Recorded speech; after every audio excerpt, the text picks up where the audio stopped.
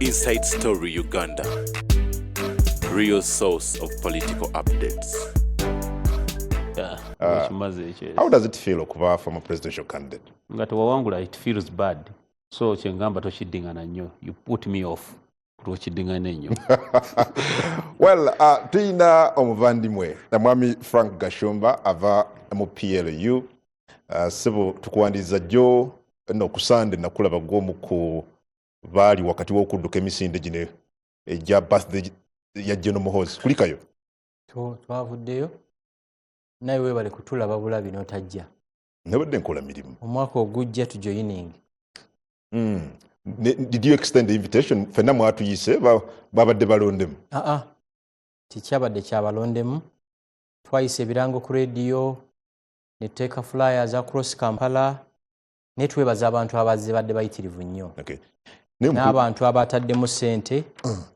Era chairman official atutegeezezza nti twaraisingze 1 billion Uganda shillings. 1 billion. 1 billion. Era ezo ssente zonna zigenda kugabirwa ebibiina bya bannakyewe biyamba abanaku. Nini teyalabise yabaddewa? Anji? Ye teyalabise.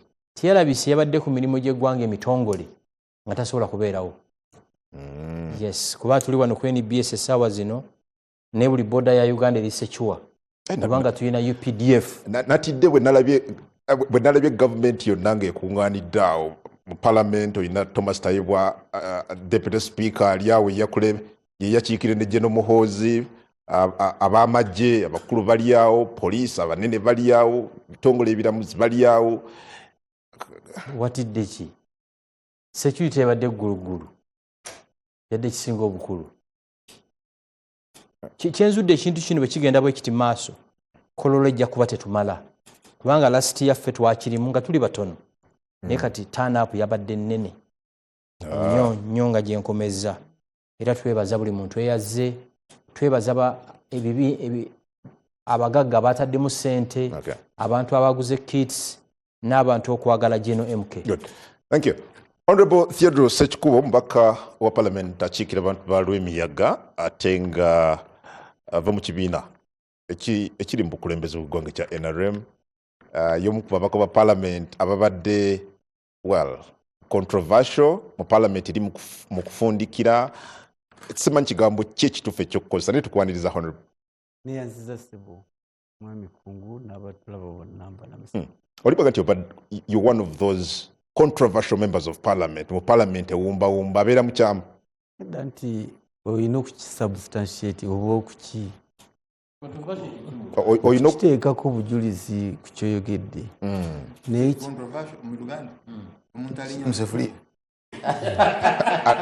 Alinga ki? muveeko katugamba akivuno enze bwenti bwenkitegeera edda kale yakimanyi webale Honorable Ssekikubo. Mwami Charles from Mushana bwe tuba nayo wano muna barometer asebo tukwaniriza. Katonda w'amaanyi, Katonda wa kisa. Ndabye naawe your mind, obwongo bwo oba ebirowoozo byo bibaddemu ababadde badduka, naye nze ebyange bigende abakyala, Mama Naku, Mama Ruthi, abayire bamu mu butale eyo nga bafumba emmere, nga balabirira abaana abasajja be babazaalamu ne babalekera. Kati mind yange gyeraga twakwataganye kubanga emisinde gy'abano badde batuganye mind yange they were running for hope. Bana abakyala booyogerako bano they were running for hope. That's what they said. Tewabaddeyo n'okubaayo. Kati nze ngambye mind eyange eri kwawo bemwe bemuzaalamu abaana ne mubabalekera. Kati ng'alina okubonaabona n'abaana eri batambuza emmere, totera kubalaba nga bali ku obusuwaani bakulosinga enguudo nga batambula n'emmere n'emirimu emu gye bakola, ate mubalaba mmwe ne mubasekerera. Naye ne basomesa abaana abo ne bavaamu ab'omugaso nnyo mu ggwanga. Kati bano bamala okudduka ne basolooza ssente gye bazisolooza z'abanaku. Ffe tuli awo tulowoozaako nga mumaze okwokya amasavu, but anyway Katonda gy'ali ate wakisa.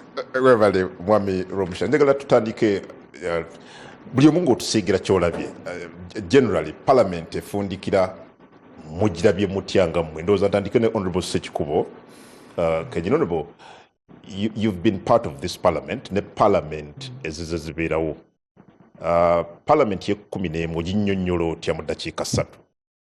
Dakiika 3 nga ndabanga akatono naye nga singa onzikiriza Mwami Kungu, Parliament wano weggweredde tubadde n'ekikangabwa ky'amaanyi ekyokufiirwa ababaka, naye asembyeyo Honorable Helen Nakimuli okutuvaako mu ngeri etategeerekese oba gye tutakkiriza, naye nze kkiriza nsiime ababaka ba Parliament, Speaker, Deputy Speaker, n'abakulembeze ne President ne Secretariat ya NRM ne bannayuganda bonna abeekalangala, the Orthodox Church, okubeebaza bonna bannayuganda abakwatibwako ensonga eno ne tumuwerekera mu nnyumba ye ey'olubeerera. Bannaffe mwenna abavudde ekalangala yonna Uganda gy'abadde n'okukungubagwa kwonna, leader of opposition n'abantu bonna bwe twabadde ffenna mu Parliament. Kati kyobudola bwompise nenzijukira ekibaddewo ekikangabwa ekya Honorable Helen Nakimuli omusodoksi eyaziikiddwa e Lunyolya. Mwebale ne NBS, mwabaddeyo nnyo okukavalinga ensonda zonna, era tusaba omwoyo gw'omugenzi Helen Mukama aguwummuze emirembe. Naye ku kino kyoyogedde ekya Parliament ngitunuulidde kubanga nagiyingiramu ng'ekyali movement nga si ya bibiina. Individual merit yali Parliament ey'omusanvu. Kati okutuuka eno we tusembedde mu Parliament ye-11 eya multiparty oba ey'ebibiina ebingi, naye nga akatono ennyo Mwami Kungu, mbadde omu ku bamemba ba Parliament mu Parliament eno gy'oyagala njogereko. Simanyi bwe nejjamu bias, naye ebirungi byonna mbadde part of that, ebibi byonna mbadde part of that. Kati sinza gamba nti nno nze ngisongeko olunwe nti nno gwe Parliament gwe obadde bwoti ne bwoti, wabula waliwo ebimanyiddwa byenyinza okwogerako nti nno tubadde tukoze emirimu naddala 3 egy'ababaka ba Parliament gikoleddwa mu Parliament eno: okuyisa amateeka, okuappropriatinga budget, ate n'okubeera abakalabalaba nga tutunuulira central government oba government eya wakati, naddala nti essiga ly'abantu ba Parliament okusobola okuholdinga government to account oba okugissa okugieveeyo erage mu bulambulukufu, wadde nga mu ekyo wano nawali tulemeddwamu. Wano nawali biki ebiganye? Tebiganye, naye twekoonye. Tubadde tutambula ng'ekisooka Parliament, naddala bw'olaba ne bannaffe ababadde ekyankwanzi,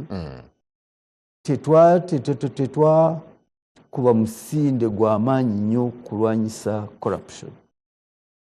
Ompise ne Honorable Musira, twalina chance okuyamba Parliament ku nsonga y'akasiimo oba ekyojja mu miro kye twalaba nti no kyali mu Parliament kuba commissioners. Ate ekyewuunyisa ne President kyabadde ayogerako nti waliwo ebizibu naddala obukenuzi mu Parliament, twafuna chance.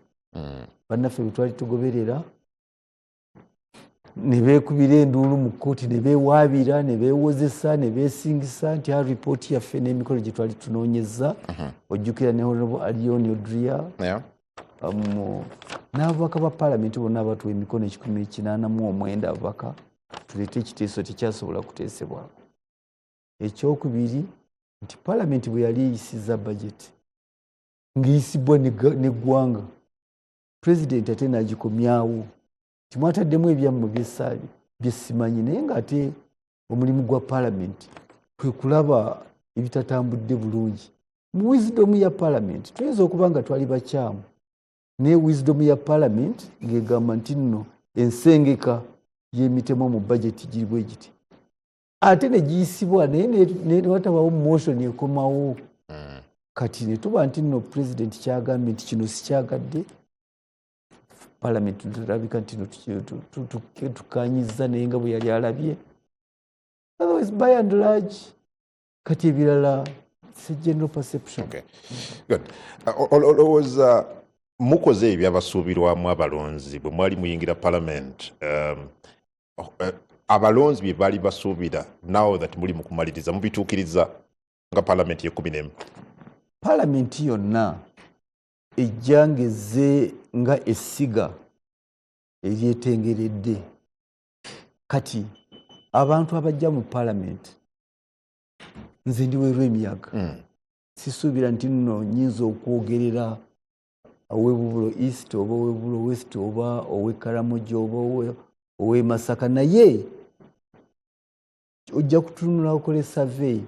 Nze ndowooza nti nno bannayuganda emirundi egisinga baba beesigamye ku parliament, ababaka ba parliament abalondeddwa. Naye ekyo okukimanya okola otya? Oddayo nga wabaddewo ensonga ezireeze ezikutte wansi ne waggulu mu ggwanga, ne muddayo mu bantu ne basobola obbagamba nti kino twagala kikole bwe kiti. Naye n'ekitali ekyo, mwami Kungu, kasita omanya kiki ky'olina okukola nti nkikoze njogedde n'omutima gwange, gavumenti eyagadde okuyisawo kino nyimiridde nenyimirira obwomu oba tuyimiridde ffenna nga parliament, nwanyisiza obukenozi, nwanyisiza ensaasaanya oba okuyiwaayiwa ensimbi y'omusolo, mpisiza amateeka. Kati awo bwemuba mututunuulira nze omu ku abo. Tutunulire muntu Ssekinomu. Kati ne Ssekikubo naye bamutunulemu balabe. Honorable Ssekki, tutunulire muntu Ssekinomu so si parliament yonna okutwalira okugeza ensonga y'enguzi gw'omu ku baali very vocal and outstanding mu kugirwanyisa. Literally you're saying nti you seem to have been disappointed ne banno mu parliament ku nsonga eyo. Ku nsonga eyo tetwagiggusa. Bw'otunuulira ababaka baali bavuddeyo, bonabonaona Musira yaliwo among the members. You give him credit for that. Bw'otunuulira Honorable Saropendi n'abalala bonna, that was the position. Waakiri twandifunye chance ereeta ensonga zino ne ziteesebwa ku floor ya parliament. Ekiteesa ababaka ne bakigoba oba ne bakigaana nti amuleete obujulizi bwamwe ne tufuna chance ebuleeta. N'ekyokuba nti nno tetwafuna chance eyo, ndaba nti nno twafiirwa omukisa ogw'amaanyi nga parliament. Okay. But having said that, Kungu n'abatulaba bakutunuulire ng'omubaka, naye ate ffenna ffe tuconstitutinga parliament. Katoyinza gamba nti ze kubanga nalwana nzeka, naye the moment nga mulemeddwa mwenna nga parliament, parliament ebeereme. Thank you. Honorable John Musira, naawe oli mu parliament efundikira, wafunye omukisa abeeyo ne bakulonda okomawo. Egimu ku mirimu egisuubira mu baka ba parliament kwe kukola amateeka. How do you assess? Ogeraageranya parliament eri mu kufundikira oba ojjajinga otya ng'otunulidde mu nkola y'amateeka? Amateeka ge mukoze ge gagakwatira ddala ku muntu wa bulijjo, bills emuyisiza zeezo munnayuganda zabadde yeetaaga. How do you assess yourselves? Webale nnyo mwami Kungu, ngambe nti nno assalamu alaikum wa rahmatullahi wa barakatuh. Alaikum salam. Mbadde ngamba hujja bless no man curses majesty emperor Selassie n'ogamba ogamba biki ebyo. Mbadde mbooza ssebo. Okay.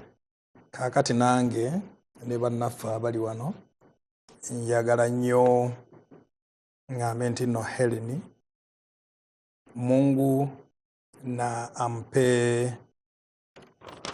roho yake na yeye pia kila kitu mahali pema peponi. Rest in peace. Okay. Helen.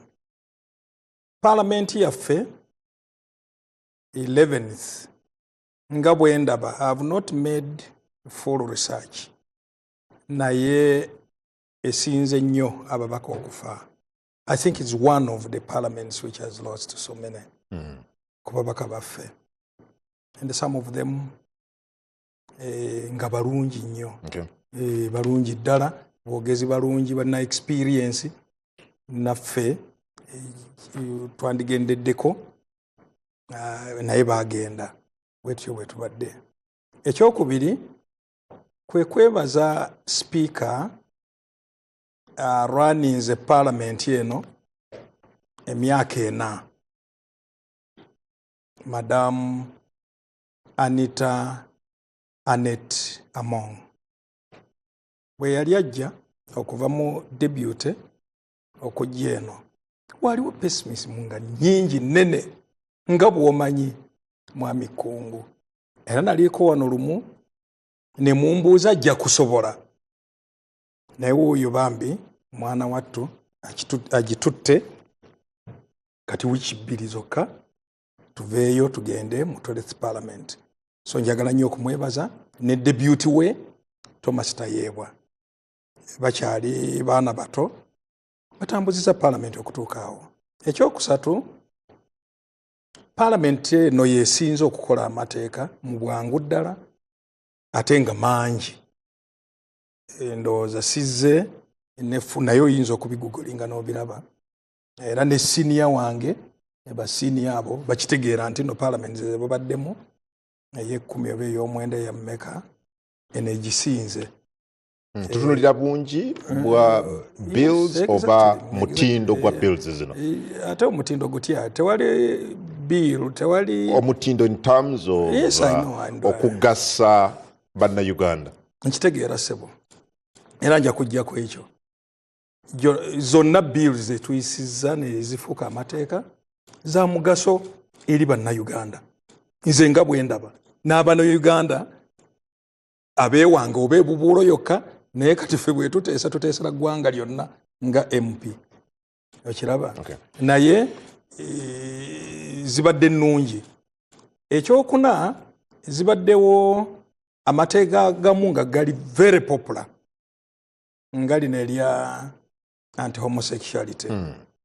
Nga gali popular nnyo eri bannansi baffe bannayuganda. Parliament eyo kyekoze n'ebiteekawo.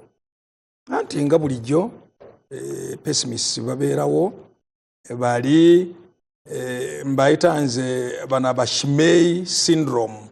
Manyi nti nno ne Bayibuli ogisoma bulungi. Bashimei syndrome bw'oba ogenze mu Bayibuli ojja kumanya Shimei yani. Naye in its entirety ndowooza lyali tteeka nga liri extremely very popular. Eryo ery'ebisyaga. Abasinga baliyita ery'ebisyaga ng'abantu balyagala nnyo. N'agamu agatali gamu nga gano ag'enjaga, narcotics n'ebirala. Ndowooza kaakati tulina etteeka, to me, by all interpretation, Mwami Kkungu, nga kati ngaffe abarasta, yes, you can get a permit, n'olima your international hub, by the way. Tiwali mutawaana. Okay. Yeah. But waliwo abalowooza nti mubadde more of a rubber stamp parliament nga executive byeyagala proposals zaayo mukoona mubukonyi stamp. How do you respond to such people? Webityo bwe bibeera Parliament gye tulimu tugendera ku model oba systems za Babylon. Bwe ngamba Babylon mubiyita Western style of democracy. Naye bwe tuba twogedde ne tukaanya ku kintu nga oludda lwa gavumenti ne gavumenti yennyini netunnyonnyola bibeerawo esiraba kibi kyonna.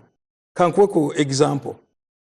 Akantu ka amendment ya UPDF Act. I think was it section 117 n'endalaawo. Naffe kyatunyigamu ne tugenda mu lusiki bayita bate mu Luganda mu lusirika.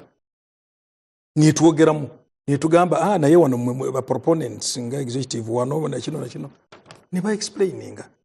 Okiwulidde? Naffe ne tukimatira. Okay. Okiwulidde? So si nti nno rubber stamp in which way?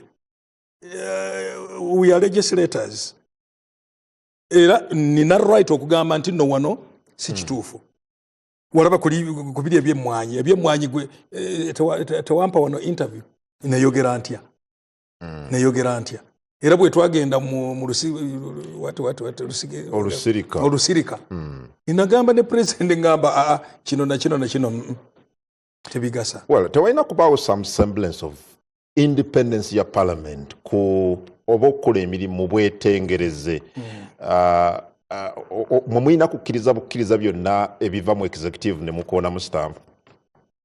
Waliwo byetugaana ssebo nga waliwo byetugaana at least mu myaka gino etaano nakakugamba nti nno bino ebya pinet twabigaana bwe bityo bwe byagenda ekiwulidde siri ku ludda lwa gavumenti twabigaana. Ekikulu nti nno bannamawulire mulaba nnyo ebimu byetukkiriza ne tugamba nti nno tugenderaawo pinet temwamuwa sente ate zaki twamugaana bwe baba amuwa nze simanyi ebyo executive tuli mu parliament naye bw'ogamba nti nno independence constitution tegamba nti nno in an uncoordinated way. No, mwami kungu gwanga lirina okubeera coordinated buli kantu konna. Buli kantu konna mulina okubeera executive ate ne parliament nebibeera wamu ate ne muvaawo bwe muba temukkaanya mugenda mu Thank you. Honorable Munyagwa. Yes, ngeyaliko mu parliament. How do you assess performance ya parliament eno vis-a-vis emirimu gye balina okukola oba gy'erina okukola ng'olukiiko lw'eggwanga olukulu? Njagala okusooka okuyisaawo disclaimers bbiri. Esooka nti ngenda kwogera ng'omulonzi. Kati omulonzi si former MP wabula ng'omulonzi. Ekyokubiri bye njogera tebikosa bano ababaka abali wano ababiri. Kubanga temutugambye ku discussing individual performance ya MPs. Mutugambye ku discussing house nga parliament. Nze ndowooza parliament eno ye parliament esinza okubeera ekibogwe kuze twali tufunye. Ekibogwe okusinziira ku migaso gyayo parliament enkola ya performance yayo sobola kugira ekibogwe Luganda by'omutindo ogwa wansi omutindo sikubanga parliament ekigiteekesaawo bayisiza bills ezisoba mu 13 mu myaka gino so far.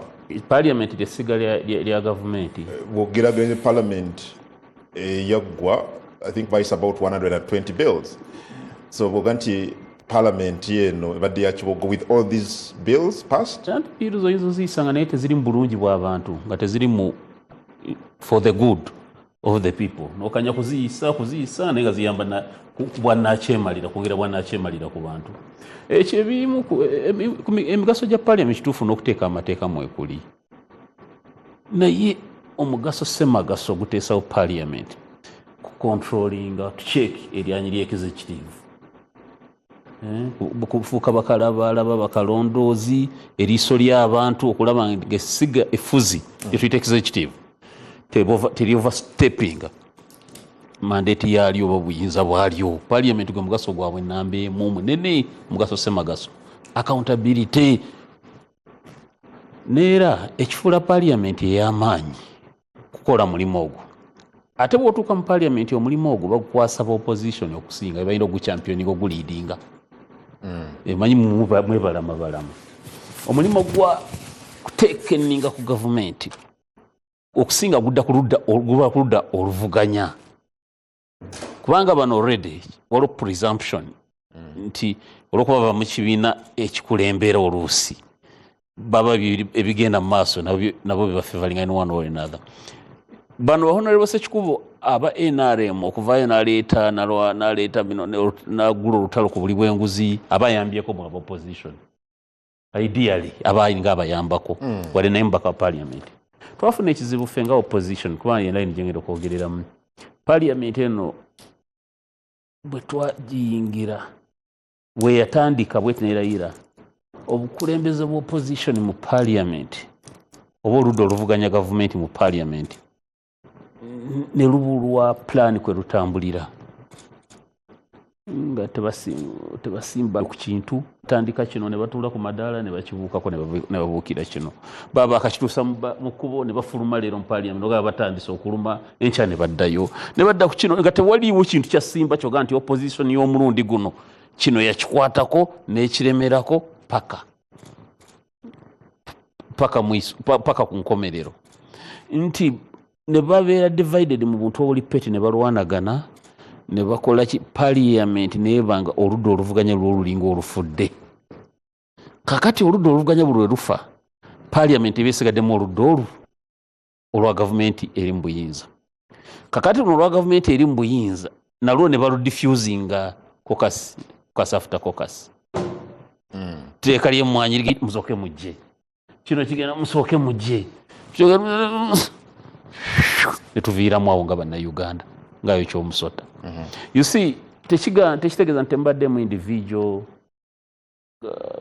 effort ya mukulu wange ono we yayambala egganduula eryeru olijjukira obulungi alinga Yesu omujjukira bulungi waddemu wambe exceptional gundi efforts naye nga parliament ekoze bubi nnyo nnyo ebufuse ya Kibogwe beenafuya nga bakayingira parliament si bonna mwenafuya nnyo mwafuna PRMB nga mwakayingira parliament.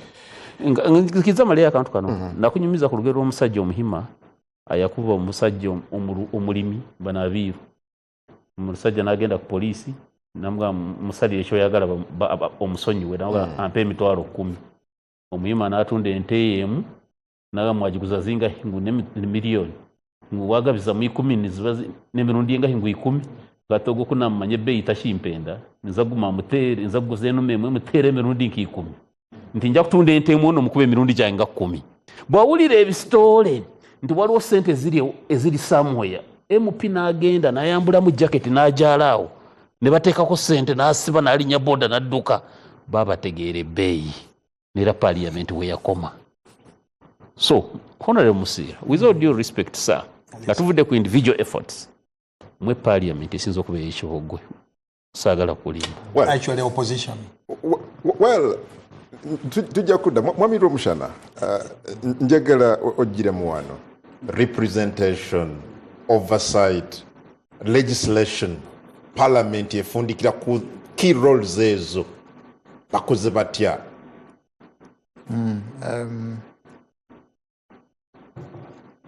Oba beebase oba tebeebase tuyina obulamu wakati tuyina Katonda ate nga wamaanyi wa kisa. Kakati tuyina olugero mu Lunyankole oleesa olulala olugero mu Lunyankole olukukira olukukira niitasho ahungula nyoko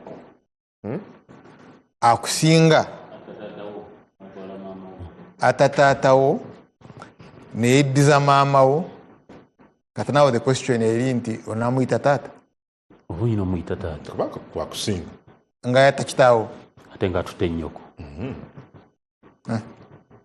So in 1986 the NRA Arnakba yawamba Uganda yawamba obuyinza bwa Uganda yawamba obuyinza bw'abantu the sovereign bano bagamba sovereignty bill tukume sovereignty y'abantu abantu tebayina.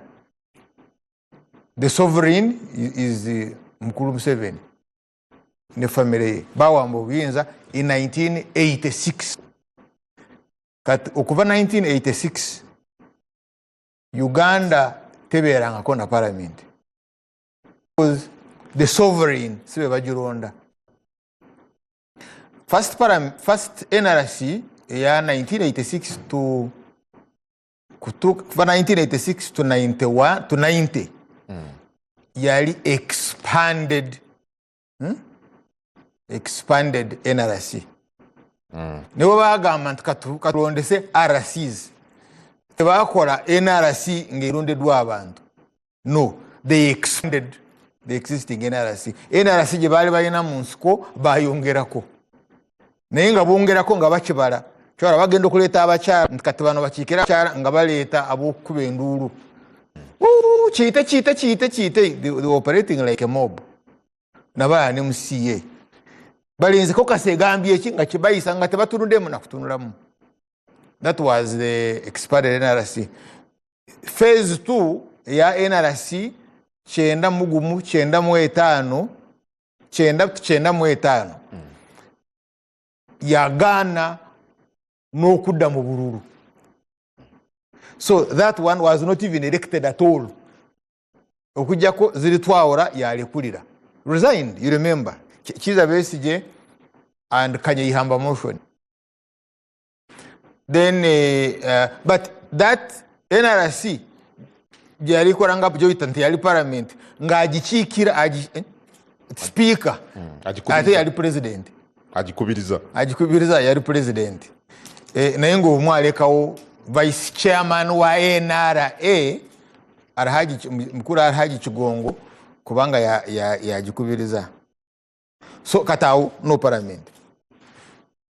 Second phase yali gye bayitanga the movement system, which was a fraud. That you don't organize, it's us to organize. In other words, that system criminalized political activity. Bw'obanga tokkanya na mukulu Museveni n'ogamba oyogere n'abantu, it would be a criminal offense.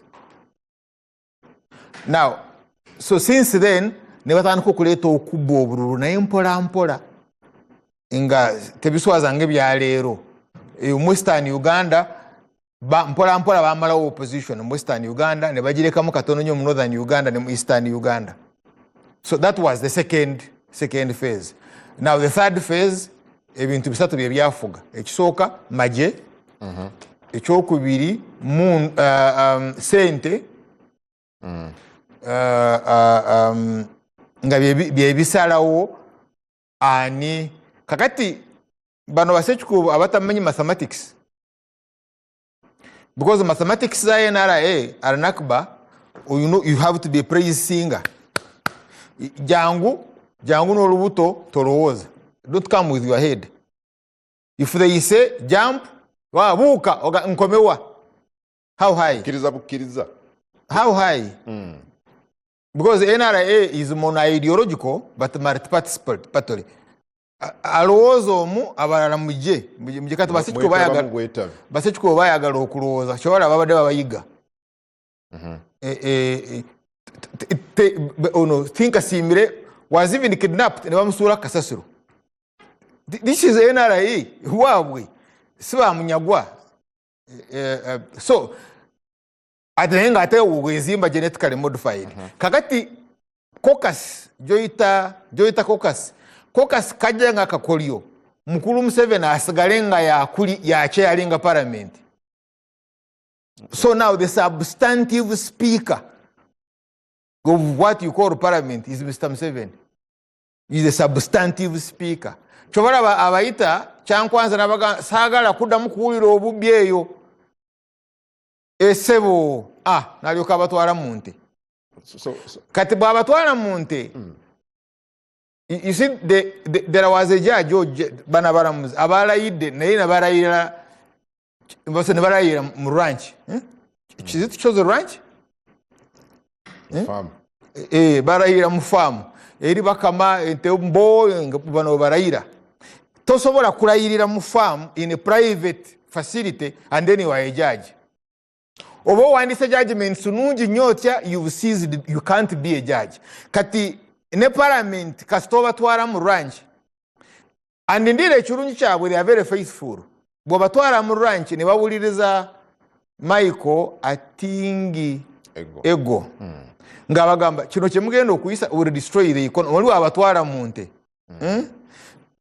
Baja ne bakiyisa bagamba genda tunabiraba. So one of the key things in that explanation choganti caucus ya NRM kyebadde ngesalawo no you will still get to the no wokola ekirungi otya olwokuba nti tovudde from the sovereign. You get, you are not a product of the sovereign. Akulonze si muntu. You see, chola waliwo etteeka nga liri deliberate. Ng'etteeka ligamba, one, the election must be peaceful, it must be free, it must be fair, it must be transparent. Ekigendererwa kiri nti tunoonya ekirowoozo eky'omuna Uganda naye ng'oyo muna Uganda asalawo freely, and two, it's even a criminal offense kumuwa sente. Simanya obunfuna kati.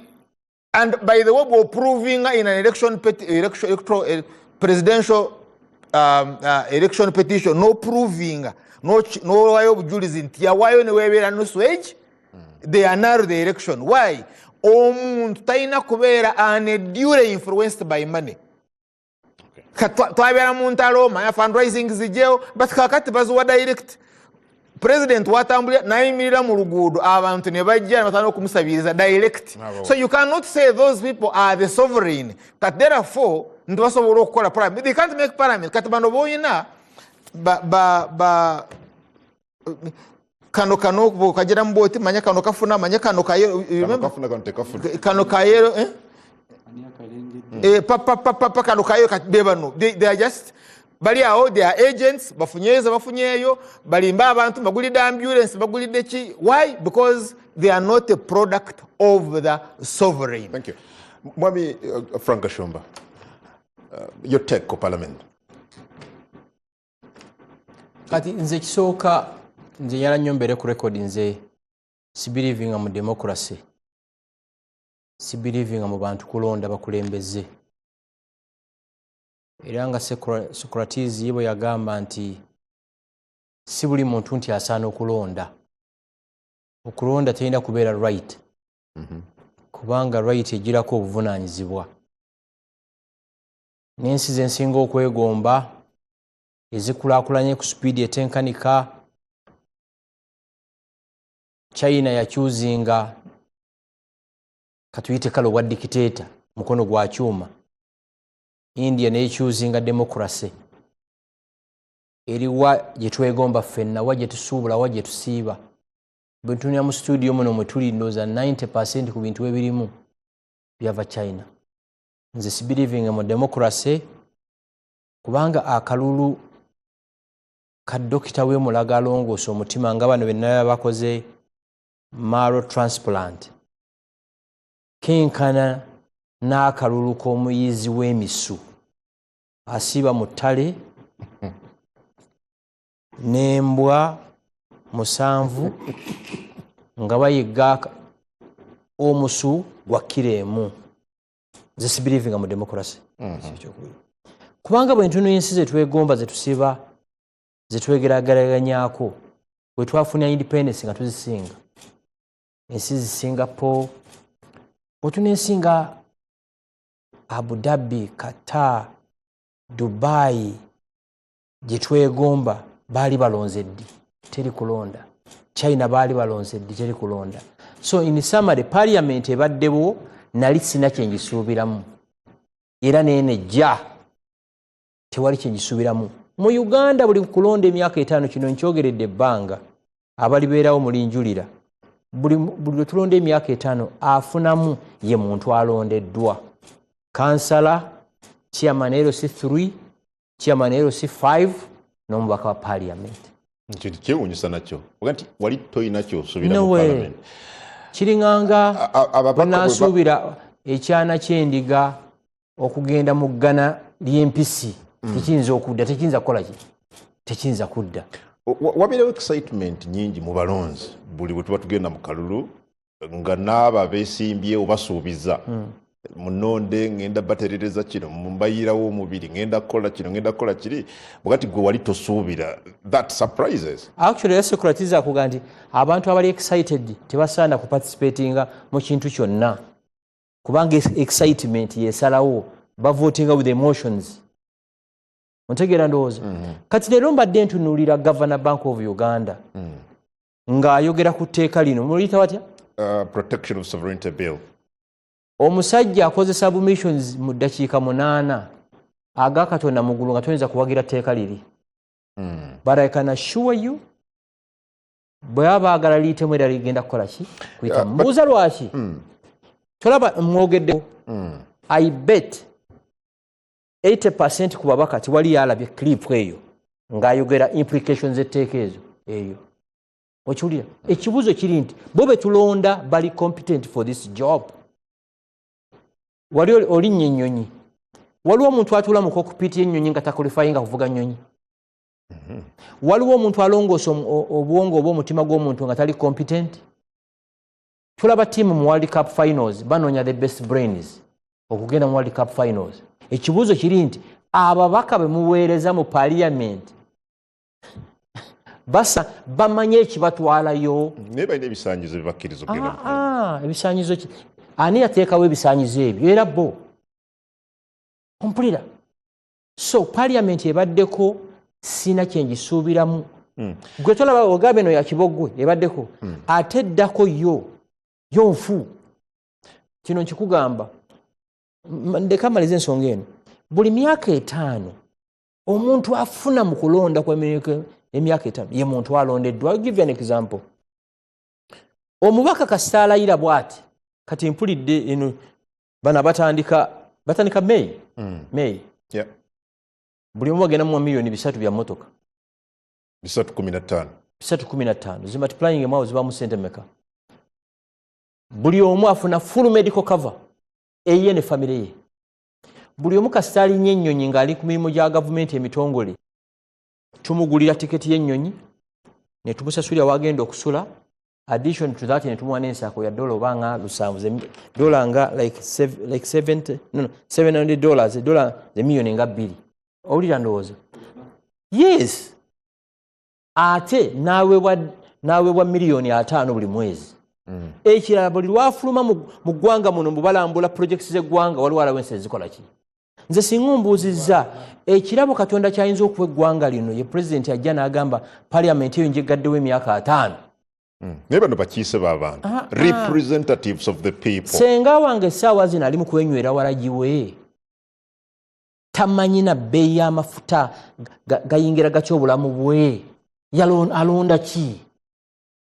Kyekibuuzo. Alonda ki? Nkuwadde example muyizi w'emisu. Akalulu ke kenkana. N'ali emmese ne bamuwa district. Akalulu lindako. Akalulu kiri nti biki really bye muyisizza oba bimukoze nga parliament eno nga bigendereddwamu okutumbula embeera z'omuntu wa bulijjo oba okuyamba abantu generally particularly ku mateeka ge muyisizza.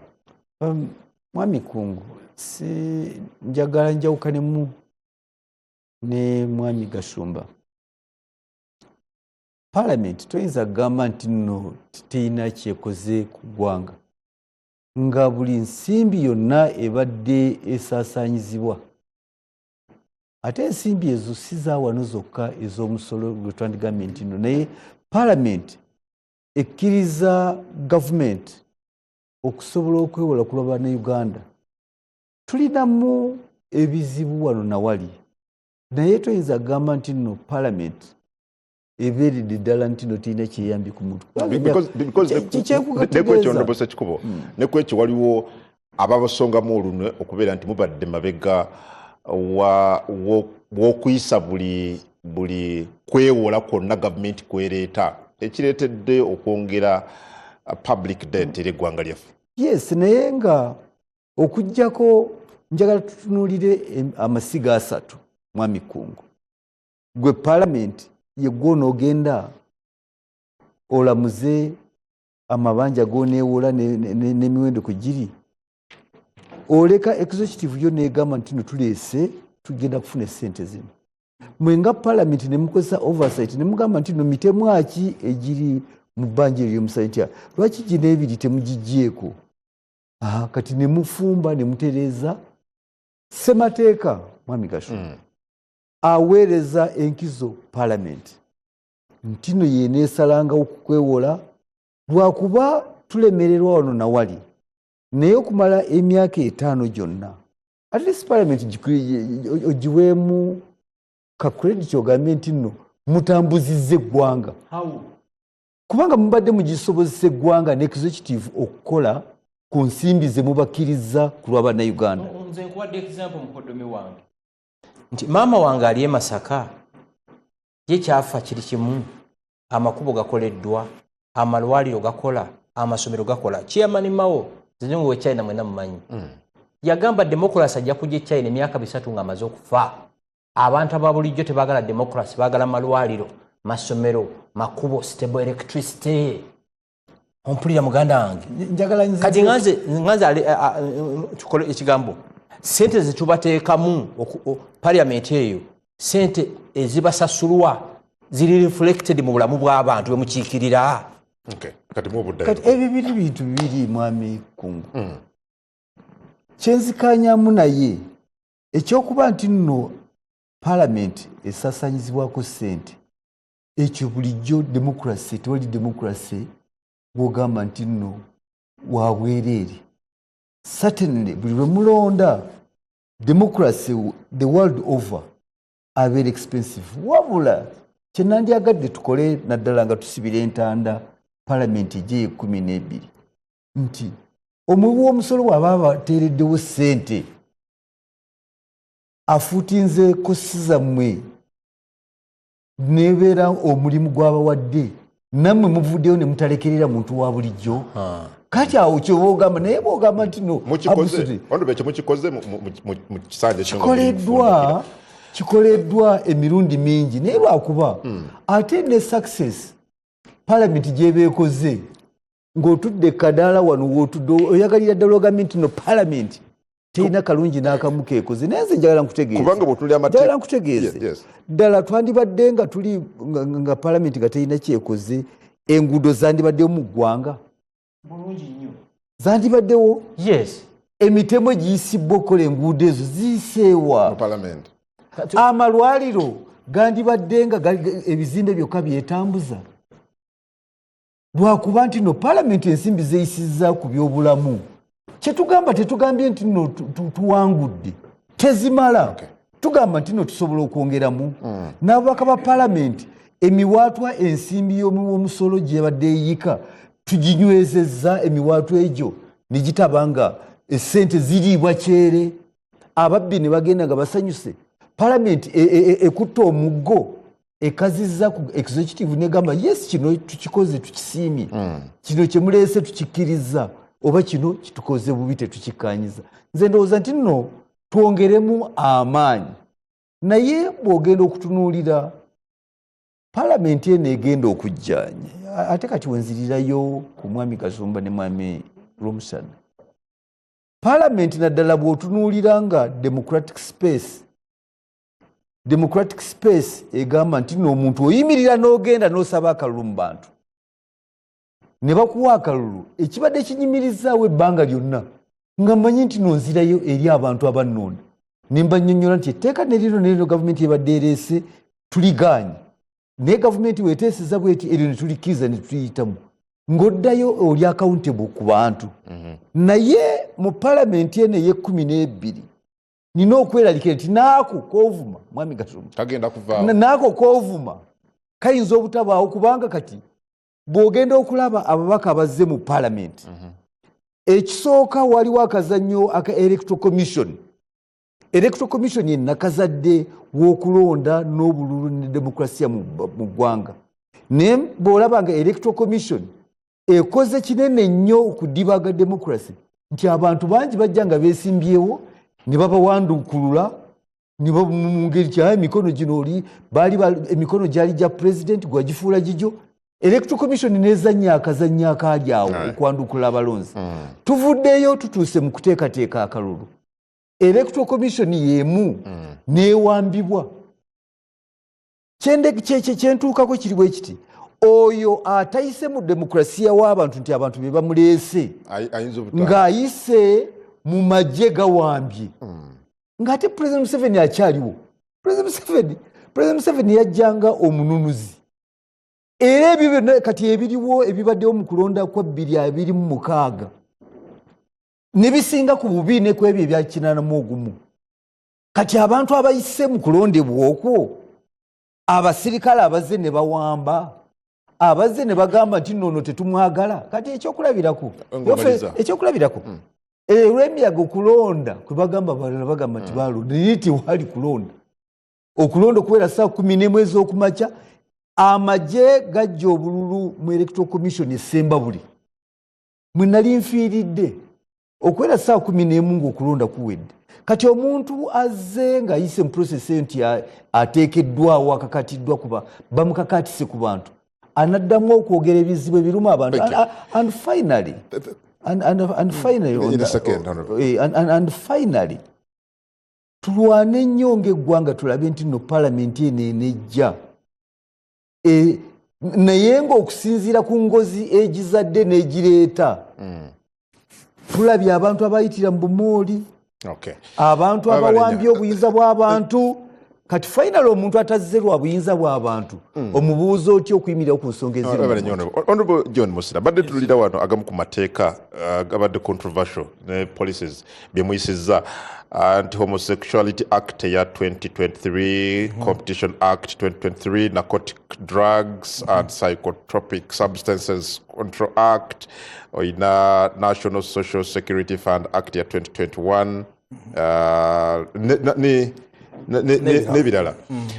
Do you think bannayuganda wansi eyo bafiirinze parliament eno given bino bye muli mu kuyisa babitegeera bulungi? Have they felt you nga parliament ye 11? babitegeera bulungi nnyo Have they felt you? era ebintu nga NSSF anti-homosexuality n'ebirala babitegeera sebo totwa saagala nnyo mwami munnange muto wange Frank muvumirire nnyo parliament ate nga yammwe ate eva mu mmwe oba bimukoze tebabiraba mpozi singa tuba tukwasa amaaso ffe abali wano Abannayuganda babiraba kyova olaba Yesu yabagamba bwe bamubuuza ne bagamba nti nno lwaki tetutunze ekizigo kino ne tukiwa abaavu yaddamu atya abaavu mubalina era bajja kubeerawo olowooza abatulonda tebamanyi nti nno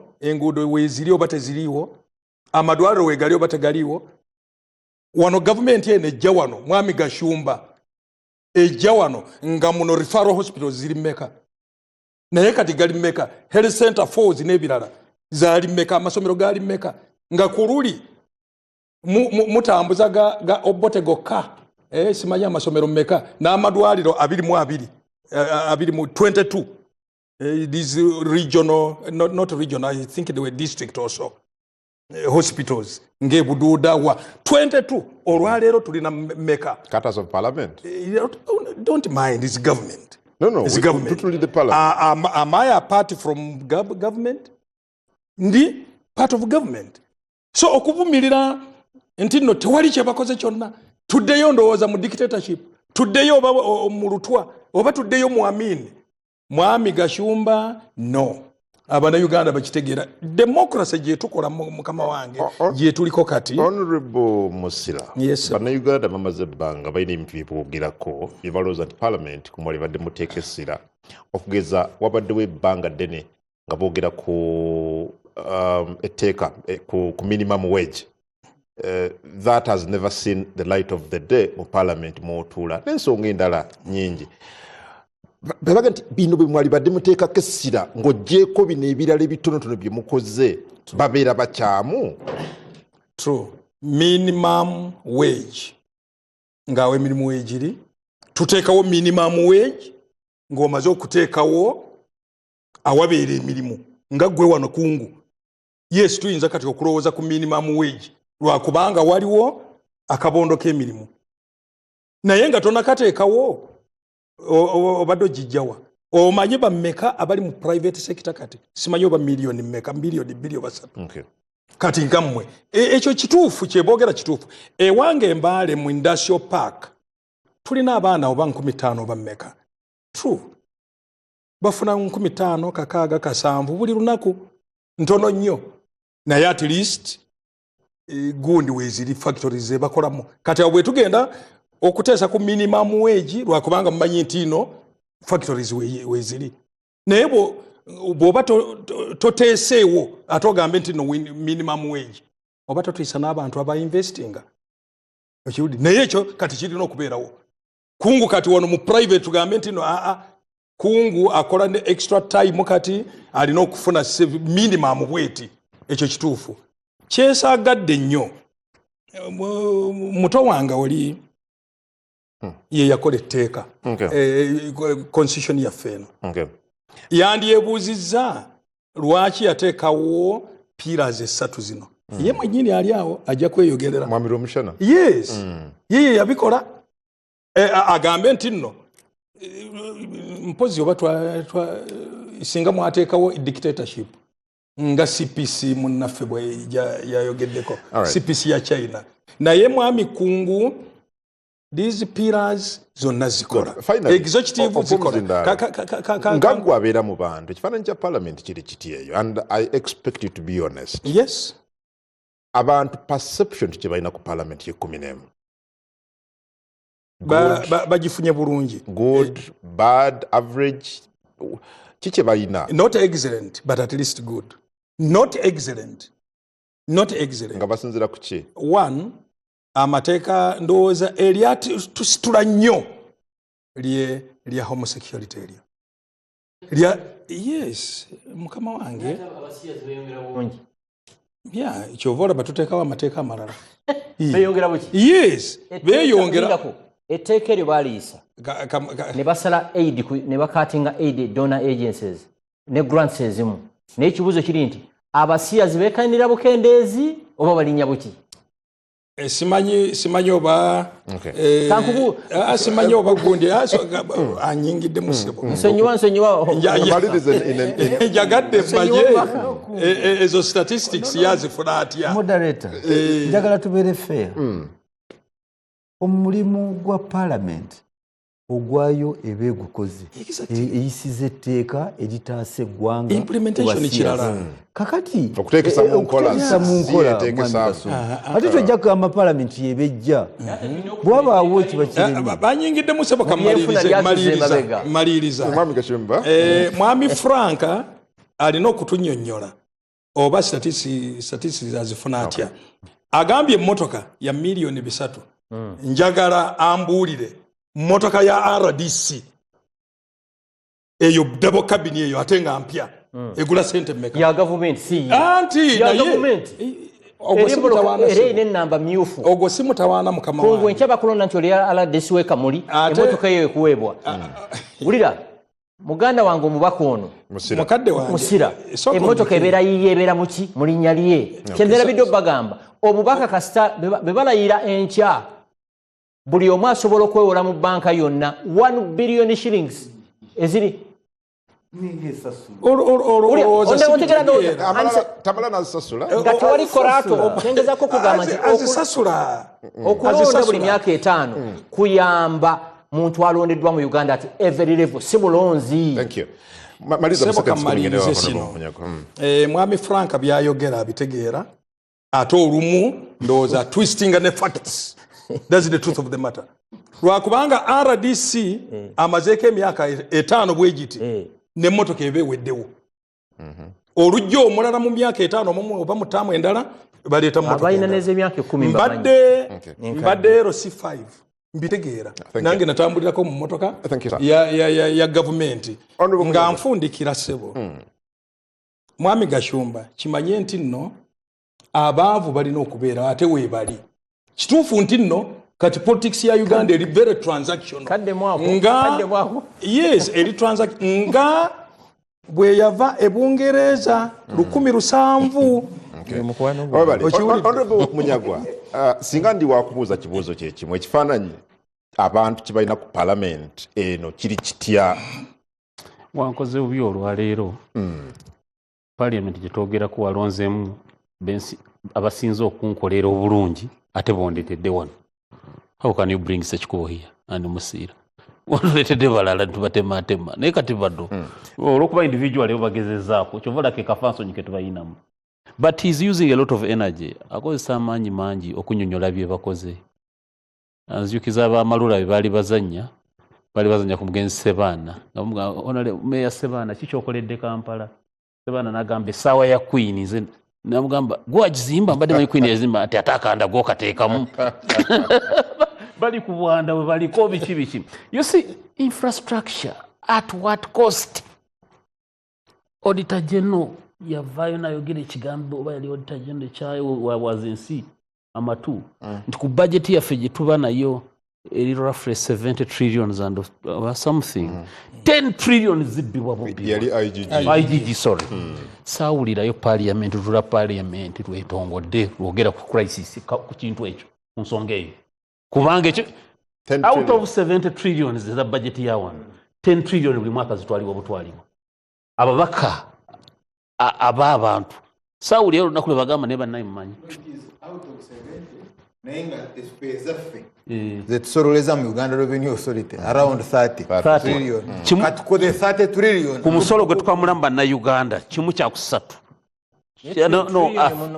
a third zibbibwa bubbibwa saawulira babaka ba wano baffe bwe bavaayo bagamba nti ano wiiki bannaye kino kisuse aigi kyakonyeeko nabatole badde bigenda maaso mu bukiiko I want to tell you this obukiiko bwa parliament bwa accountability kosase I want to tell you this omanyi okukkiriza obunafu nako kabonero kakuba n'amaanyi bwe nabeera chairman wa kosase nali wa FDC naye nalaba experience yange nga sijja kusobola kukola mulimu muyonjo nengenda negayirira Ssekikubo oyo nti oliwo NRM tokkiriza okulembera kakiiko ka opposition jangu mbeerere lead council nimbye bwekikola kyamu lwaki nakikola because sayagala nti sikute kifo kweraga but nga njaga tubeko kye tuweereza abantu so you must balina okukkiriza abakulu bano nti obuyinza bwa parliament bweyina power parliament bweyina obuyinza obuli derived from the people simanyi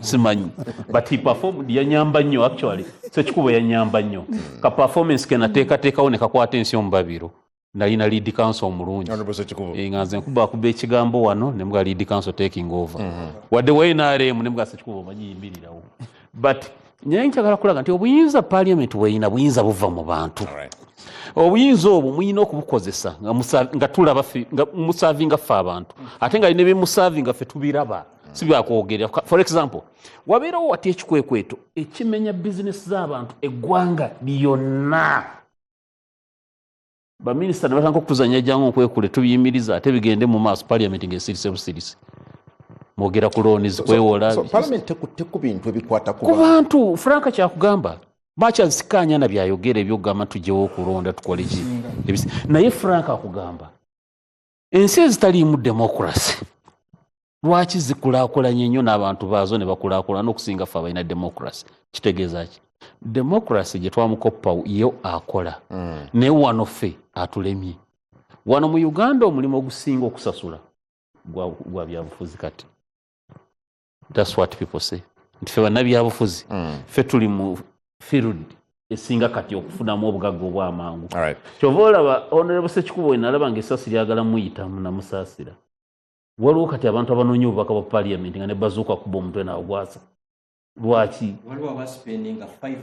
5 billion kuyingira parliament ofuuka omubaka parliament you know ng'ozijjawa obadde mu parliament never spending they spent it you spent but can you imagine so babasuubira kuzijjawa babasuubira zijjawa ogwo gwe mutawaana kuba if you spend 5 billion ogende mu parliament oba osuubira kuzijjawa okujja ogenda kubba bubbi ekyo Frank abaza atya 50 million is a 600 million per year times 3 billion oteesemu billion 5 oba ozijjawa gwe yaba yakyogedde kenjogedde nimba basirimba olimba sente zebateekamu olimba ku mwezi ng'oviira Karamoja obadde nkugamba mulimu abantu bemmanyi ng'okufuuka ababaka ku kisanja kino basipeninze 5 billion naddala mu Western Uganda yes ekira kati sente basipeninga bwe bati waliwo abasipeninga sente nga bagula abaki abalonzi waliwo abasipeninga sente nga basasula aba officials b'electoral commission nyina gwe mmanyi yalangirirwa nga asasudde 800 million kungu sifaayo ateeseemu naye ng'ozijjayo otya ozijjawa naye kungu mbadde nfundikira nga seconds 10 ngenda omwami Romushana so bwe bakugamba tubuulire ekintu kyovudde nakyo ekikutteko bulamu bw'abantu twandyagadde tuwulire nti bannaaye ayigigi bwe yagamba nti trillion 10 zibbibwa twavaayo n'ekisonga bweti ne bweti ekiteeso bwekiti okulaba nga mu budget eziddako obubbi obwo tebuddawo naye totubuulira kwewola okwewola looni ezeewolebwa nazo zibbibwa bubbibwa actually twandibadde better off nga temuliiwo kuratifyinga kwewola kubanga mwe mutuletedde n'okugwa mu mabanja ekizibu bw'otugaa twewola okwewula kwe mweweze na kwe Thank kwongera you. ebizibu. Babali, Yes. Mwami Rumshana, again, you come in there. Njagala tubule kuwetengerezebwa parliament eno. Nalaba at some point nga babaka bakola ogwabwe gwa appropriation ne bayisa embalirira. President n'agibaddiza ati mugizzeeyo nga bwenjagala. Have you seen some semblance of independence mu kukola emirimu gy'ababaka mu parliament ne 11? Tunulira systems nga bwe zimbiddwa oba zikola. Tutunulira nnyo abantu. Bw'obanga toyina system n'obanga oyina abantu nga balungi tebisobola kukola. So look at the integrity of the system. I'll give an example. When the National Resistance Army captured the sovereignty of the people of Uganda, yasangawo a robust civil service system. Kati eyo budget proposal gyoyogerako Mukulu Gashomba yabadde ayogerako abantu beetaaga nguudo beetaaga amalwaliro waliwo gye biva mu civil service, that permanent secretary. Kati permanent secretary nayo system and it's independent. Kyobala ne bwogenda mu constitution, the permanent secretary or civil servant is protected. Tewandibadde ng'omugoba bufa because yayimiriddewo ku luguudo olwo. Omusajja yabadde what is it? Genda maaso Mwami Rumshana. Waliwo omusajja yabadde apima oluguudo jo wano ng'akozesa tape measure nga emmoloka ejjulamu muleeni loole bw'eba muleeni eno ejjuddemu n'eno tezisobola kuyisagana. Kuyisangana. Why? Because oluguudo ayalupima balubba. Why? You have a dead civil service. Kakati therefore genda otunule ba permanent secretary bajja batya. So a system ereeta permanent secretaries or civil servants was as corrupted as parliament. Huh? Who? Not me. Not me.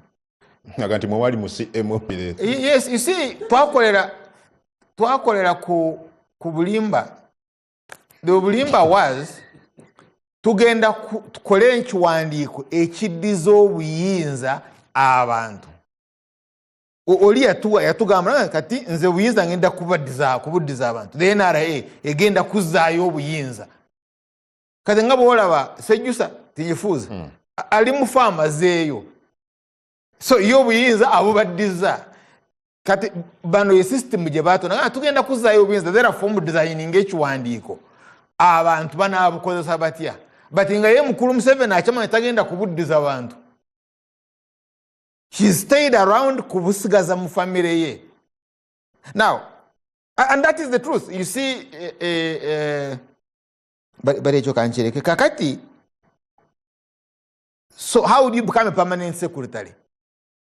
It's not enough okuba n'eddwaliro mukono nga abantu bali mu veranda. Bali awo ku mbalaza. Nga malwaliro mafu. Ky'olina ogenda okunoonya kiri nti ono permanent secretary yajja atya.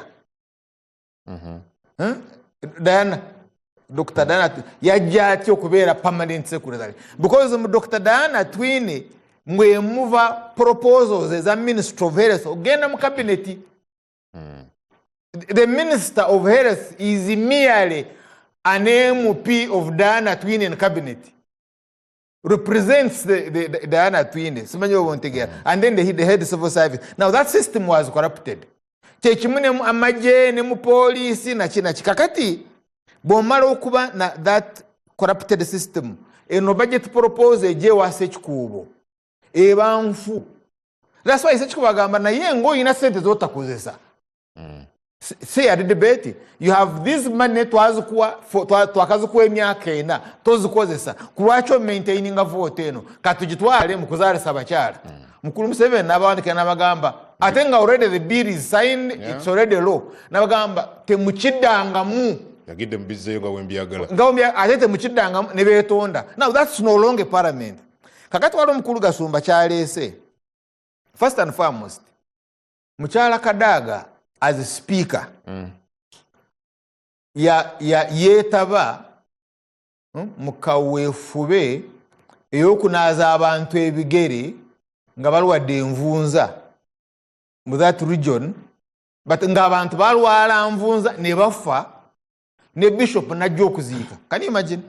Nga bishop oze kuziika omuntu afudde envunza wava mu ttaka moto moyina okudda it is God's will. You really see that that bishop is dead. You cannot say in that parliament is sovereign. Parliament nga woli ne speaker nojja okulaba omuntu nga afudde nga mubadde mufuga. Now, so but that parliament could not debate the report on the death of Nevan.